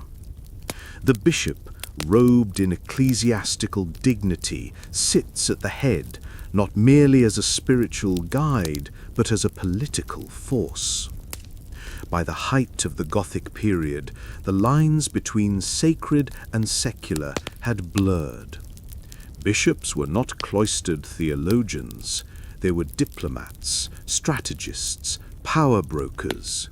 They held court, sat in judgment, levied fines, and swore oaths to kings. Some wielded more influence than hereditary lords, and their robes, though symbols of piety, were stitched through with political thread. Most cathedrals existed within bishoprics that encompassed cities, towns, and farmland. This made bishops direct landholders, and in feudal society, land meant leverage. Tenants owed labor or rent. Nobles owed allegiance or negotiation. As such, bishops became regular fixtures at royal assemblies and regional councils, speaking on matters far beyond liturgy. War, taxes, law, these were within their purview. Bishops often served as intermediaries between crown and people. Kings trusted them, or at least needed them. Their education, often superior to that of nobles, gave them rhetorical and legal skill. Many were fluent in Latin and trained in canon law, making them invaluable in treaties, border disputes, and dynastic negotiations. A bishop could be dispatched across a kingdom to carry a king's message, or to withhold it. Some bishops became chancellors, wielding executive power in royal courts. Others were granted seats in parliaments or assemblies. In England, for instance, bishops had long been part of the House of Lords. In France, they advised monarchs directly or influenced regional parliaments. This involvement required discretion. One misstep could cost them both pulpit and privilege. Their presence in courtly politics was not always welcomed. Secular lords often resented bishops' dual authority. A nobleman might see a bishop as a landowner immune to many taxes, yet wielding comparable military and legal power. Conflicts over jurisdiction, taxation, and precedence were common. Some devolved into open hostility, with bishops being barred from councils or accused of corruption. But bishops had their own defences, alliances forged in confessionals and cathedrals. Their influence over souls gave them a subtle weapon. A nobleman might defy a bishop in public, but think twice in private, fearing excommunication or eternal consequence. The Church had spiritual capital, and its guardians used it shrewdly. One favoured tactic was the ecclesiastical court. These courts, presided over by clergy, had jurisdiction over a wide range of civil and moral cases: marriage disputes, wills, contracts, and accusations of heresy or blasphemy. A bishop could call a hearing, summon witnesses, and render judgment, all outside secular authority. While not all verdicts carried weight beyond the church doors, many were binding in practice, and for the accused they could be ruinous. Documents from these courts reveal much about how bishops balanced mercy and manipulation. A poor man caught stealing church grain might be sentenced to pilgrimage. A rich man insulting a cleric might face penance or pay a substantial fine. Justice was not always impartial, but it was always political. To maintain their networks, bishops hosted feasts, granted favours, and offered ecclesiastical appointments, prebends, canonries, even abbeys to allies. These appointments came with income, housing, and prestige. Bestowing them strategically allowed bishops to cement loyalty. Occasionally, they were used as bribes. Cathedral chapters, the internal governing bodies made up of senior clergy, were both collaborators and challengers. While the bishop held ultimate authority, canons could oppose initiatives or block appointments. Managing internal politics required skill. A bishop might spend as much time brokering internal peace as managing external affairs. Yet some bishops craved more. They ventured beyond their diocese into wider European politics. A few became papal envoys, travelling to Rome or Avignon to settle disputes or plead cases. Others were involved in crusade planning, advising monarchs on the religious framing of military ventures. A bishop's voice, once trained in homily, became equally potent in matters of war and diplomacy. There were risks. Political involvement exposed bishops to retaliation.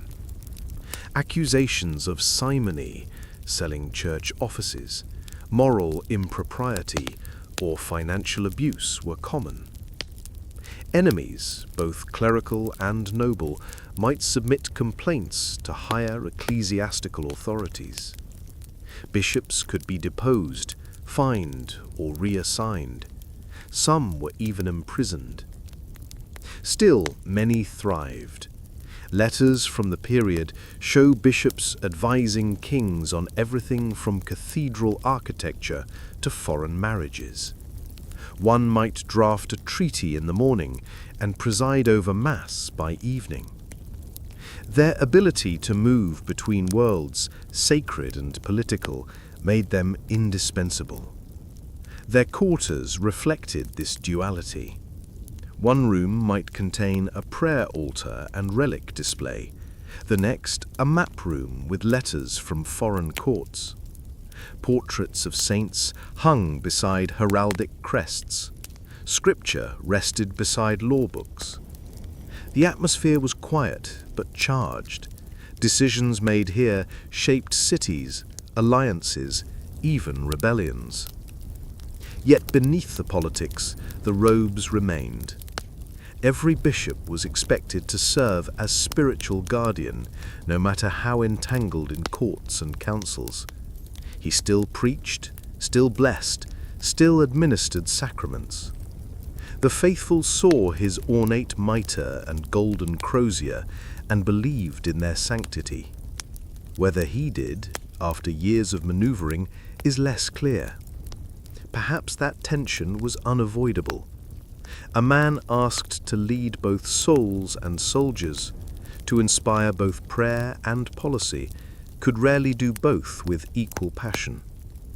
Some bishops leaned toward the divine, others toward the diplomatic. But most walked the line carefully, their lives a study in balance, in compromise, in robe-lined chess. As bells tolled outside, the bishop's hand moved across parchment, sealing yet another decision. A tithe adjusted, a priest reassigned, a lord appeased.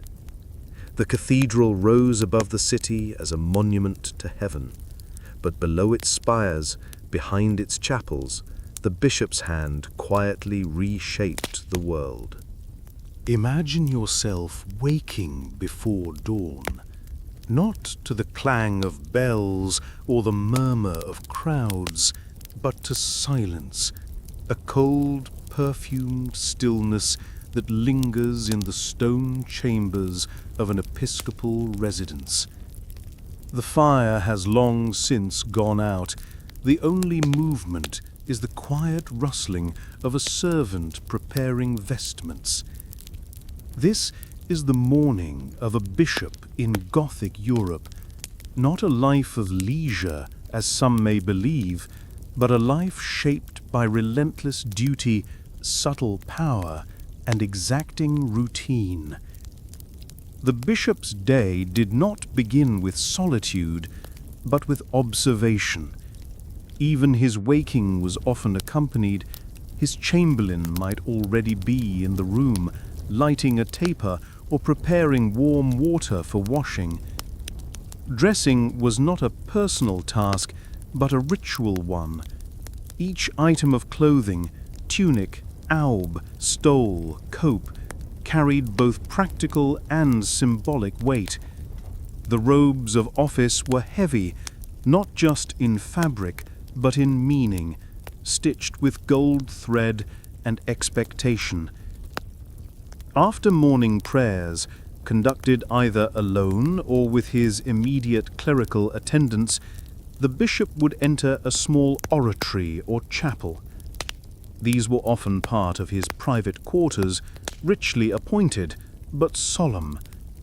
Here, Mass might be celebrated in quiet, sometimes with no more than a few canons or assistants present. The bishop was both shepherd and symbol. His prayers were personal, but also performative, a reminder that his role reached beyond himself. Following liturgy, the business of the day would begin. A bishop's administrative load rivaled that of a noble estate. Letters awaited review, communications from abbots, cathedral chapters, foreign emissaries or neighboring bishops, requests for appointments, disputes over land or inheritance, reports of misconduct among the clergy, all filtered through the bishop's desk. Some could be handled with a quick signature, others required counsel, negotiation, or investigation. Most bishops employed secretaries and scribes who worked in a small chancery attached to their residence. These men recorded decrees, drafted replies, and managed ecclesiastical registers. They were essential to the smooth running of a diocese, yet their presence also created an atmosphere of surveillance and protocol. Every word the bishop uttered in official contexts might be recorded, copied, and sent across provinces. The bishop's calendar included scheduled audiences. These were moments when townspeople, landowners, and lower clergy could present petitions. A priest might request funds to repair a roof. A merchant might seek arbitration in a contract dispute. A widow might beg for dispensation to remarry. These encounters varied in tone. Some were tearful, others calculated, but all required discernment. Mercy and authority had to be measured precisely. And then there were inspections. Bishops were responsible for the moral and doctrinal health of their diocese, which often spanned dozens of parishes. This meant travel. Sometimes he would journey by horseback to remote chapels, sleeping in rough lodgings, inspecting relics, challenging suspect teachings, or confronting lax discipline. These visits, called visitations, were both feared and anticipated. For some villagers, the bishop was a distant figure glimpsed only on feast days. For others, he was the ultimate authority, the man who could reverse a sentence or bless a new church. Meals, though more refined than those of common folk, were rarely extravagant. Bishops were expected to demonstrate modesty, at least publicly. Their dining halls reflected this balance, stone-floored, candle-lit, with simple but well-prepared fare. Bread, fish, pottage, perhaps roasted fowl. On feast days, more elaborate dishes might appear, and on such occasions, guests could include abbots, local lords, or foreign clergy. Yet even at table, the bishop performed his role.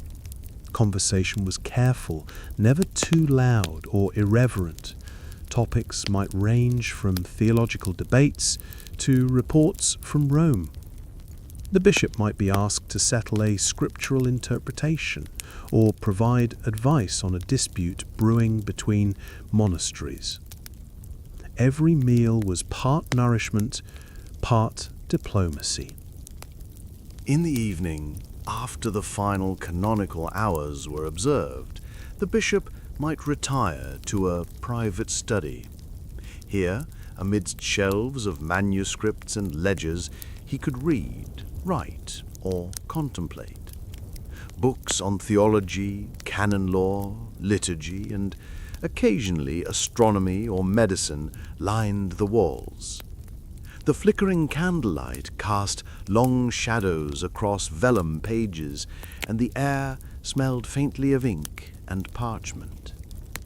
This was the bishop's rare solitude, a moment when the pressures of governance fell quiet, and he could wrestle with faith, doubt, or ambition. His world was not immune to anxiety. Plague might creep across the countryside. Heretical movements could rise within his jurisdiction. Political winds in Rome or the royal court might shift. Every decision carried weight, both temporal and eternal. Before sleep, he might walk briefly through the cloister or courtyard, wrapped in a fur-lined robe against the cold. The cathedral loomed beside him, silent and still, a monument to faith and labor. He had approved its designs, selected its master masons, defended its funding. But it now stood beyond him, an inheritance to future generations, both symbol and burden. When he finally returned to his chamber, the servants extinguished all but one taper. He undressed slowly, robes folded with reverence, not haste. As he lay down on a wooden-framed bed with linen sheets and a woolen coverlet, he might say a final prayer, not just for souls, but for strength. Tomorrow would bring more decisions, more petitions, more subtle negotiations between heaven and earth.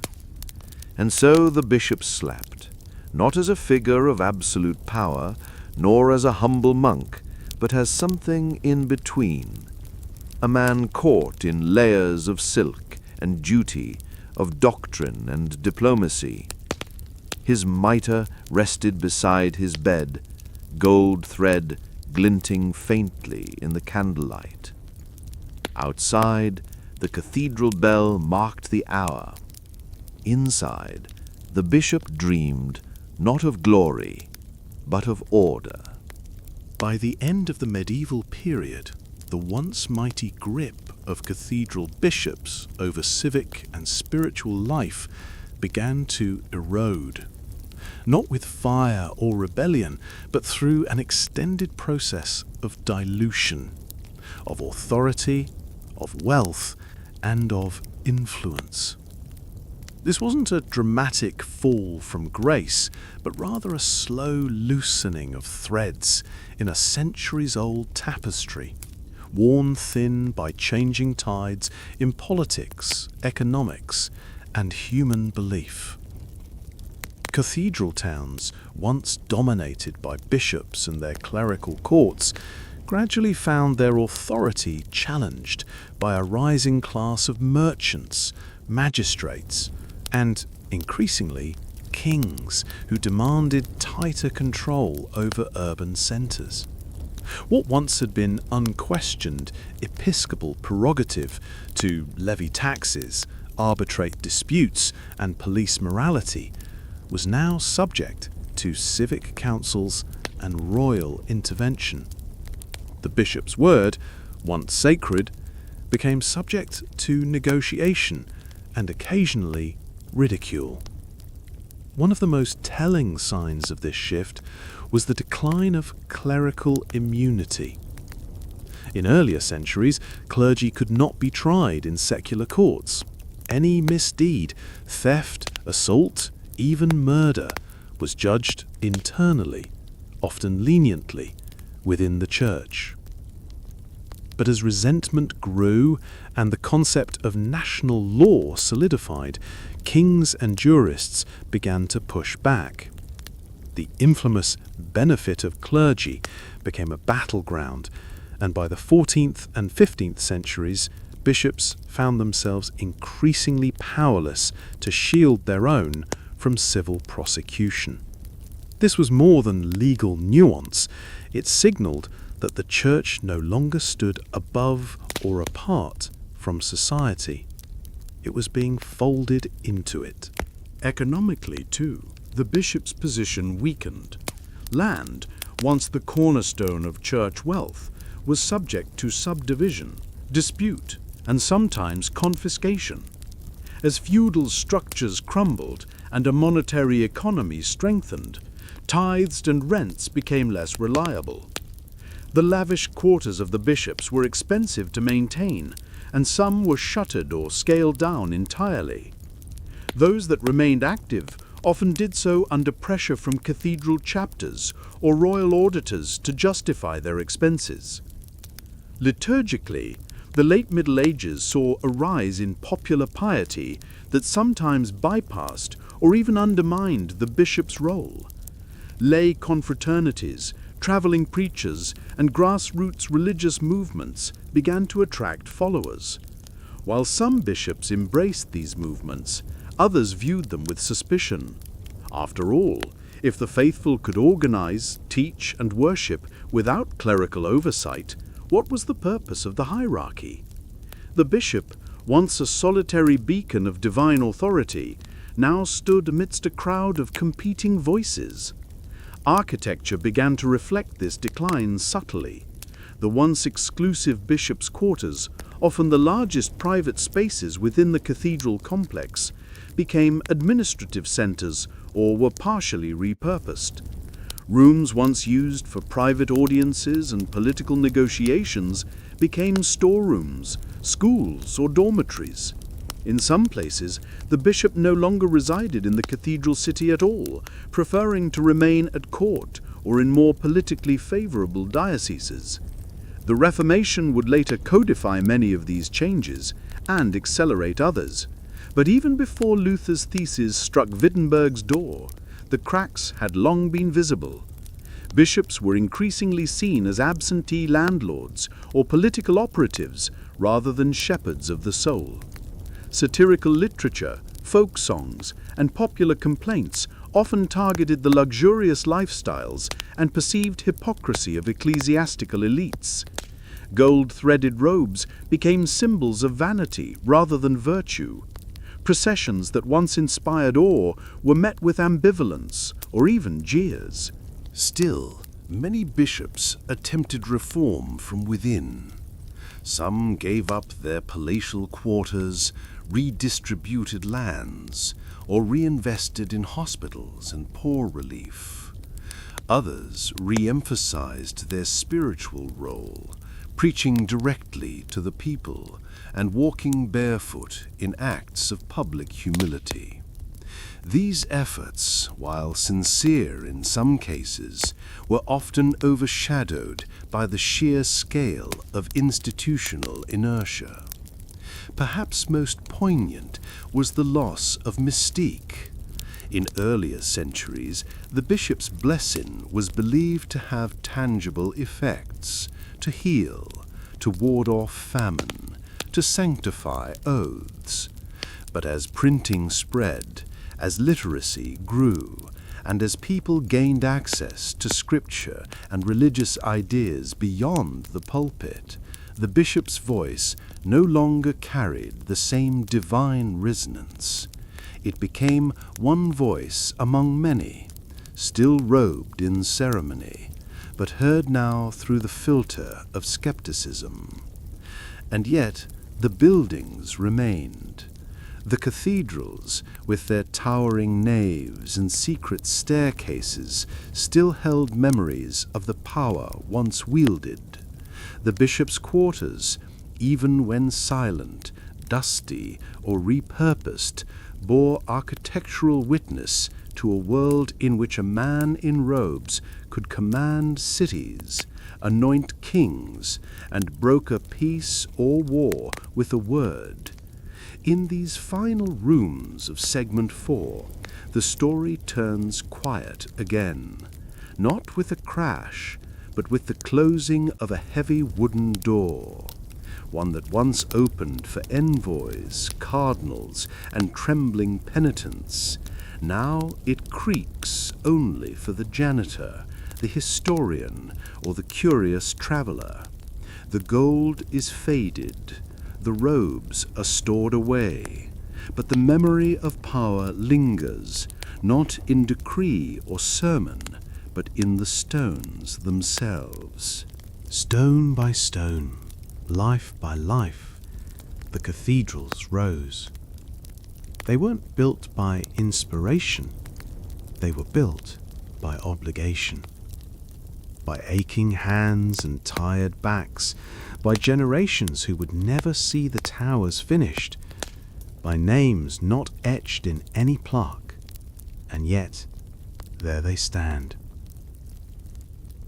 Tonight we wandered from the Quarry to the bell tower, where dust and ambition mingled beneath skies that have changed little over the centuries. We followed craftsmen who shaped stone so precisely their joints still hold after hundreds of years, and who disappeared from the records before their scaffolding ever came down. We passed through Beauvais, where the desire to reach higher outpaced the patience of mortar and the physics of stone. And we saw how even failure can be sacred. How trying again and again leaves a kind of mark deeper than success. Inside the walls, we drifted past glass and granite, where saints look down through rose windows and mythical creatures cling to the eaves. There, in the hush between pillars and candles, we found a language written in colour and silence. Symbols that meant protection, or judgment, or maybe just beauty for beauty's sake. The hands that carved them left no signature, and yet their touch is still there. We stepped, finally, into the bishop's quarters, where stone gave way to velvet and prayer met politics, where decisions about faith and money and human lives were made in rooms lined with books and draped in shadow. Here power looked softer but not lesser. It wore robes instead of armor. It gave blessings instead of orders. But it still built things that would outlast the people inside them. So what do we take away from all of this? Not glory, not triumph, just stillness. Cathedrals today are quiet. Tourists pass through. Cameras click. Voices echo. But if you sit, truly sit, in a wooden pew beneath a vault that took 4 lifetimes to complete, and let the noise fade, you might hear something softer than sound. You might hear the rhythm of the hammer, the scrape of a chisel against limestone, a boy coughing in the dust, a mason whispering a prayer to himself, balancing on beams too high, too fragile, a bishop dictating a letter by candlelight, pausing between sentences to listen for doubt, a stained glass window glowing red, then gold as the day slips away. These are not ghosts, these are echoes, lives that were real, burdens that were carried, hands that shaped a world that mostly forgot them. These cathedrals are not monuments, they are containers. They hold centuries of belief, confusion, struggle, compromise. They hold the weight of labor and the light of hope. They are more than architecture, they are memory. And now, as the night deepens and the world outside quiets down, the stories stay with us, not loud, not heroic, but deeply human. I'm Boris. Thank you for walking with me through the long corridors of time. Sleep well. The stone will still be here when you wake.